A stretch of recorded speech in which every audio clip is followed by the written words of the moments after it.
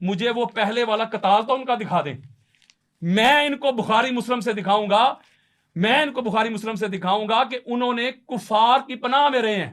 جب حضرت عمر بن خطاب نے کلمہ پڑھا ہے، بخاری میں روایت موجود ہے، اپنے گھر میں چھپ کے بیٹھ گئے تھے. یار لوگ تقریریں کرتے ہیں مولوی صاحب، انہوں نے کہا کہ اب چھپ کے دین کی دعوت نہیں ہوگی، سر عام دین کی دعوت ہوگی، کعبے کی چھت پہ چڑھ کے اذانیں ہوں گی، یہ ہوں گی وہ ہوں گی. بخاری پڑھ کے دیکھیں، اور حدیث صحیح ہے، حدیث صحیح بخاری میں بیش کے علی جو پڑھتے ہیں بخاری آتا ہے، بخار ان کو بخاری نہیں آتی. جب انہوں نے کلمہ پڑھا تو اپنے گھر آس بن وائل لانتی جہنمی، جس نے تاجدار کائنات کو معاذ اللہ ابتر کہا، جس کی مذمت پہ سورہ کوثر نازل ہوئی ہے، اس نے جا کے کہا کہ اے عمر بن خطاب گھر میں کیوں بیٹھ گئے ہو؟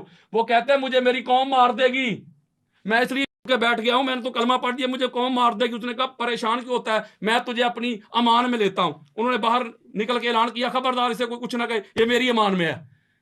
بھائی قتال کدھر ہے ان کا، لڑائی کدھر ہے ان کی، جہاد کدھر ہے ان کا؟ وہ تو نبی کے دشمن کی پناہ میں بیٹھ گئے ہیں.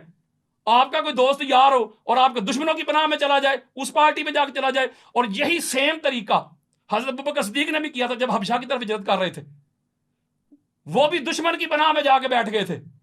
میری بات سنیں، ان کا قتال تو دکھائیں، ان کی لڑائی دکھائیں، بدر میں دکھائیں کتنے بندے مارے، احد میں کتنے بندے مارے، خندق میں انہوں نے کتنے بندے مارے، حنین میں کتنے بندے کافر مارے انہوں نے، خیبر میں انہوں نے کتنے بندے مارے، بتائیں.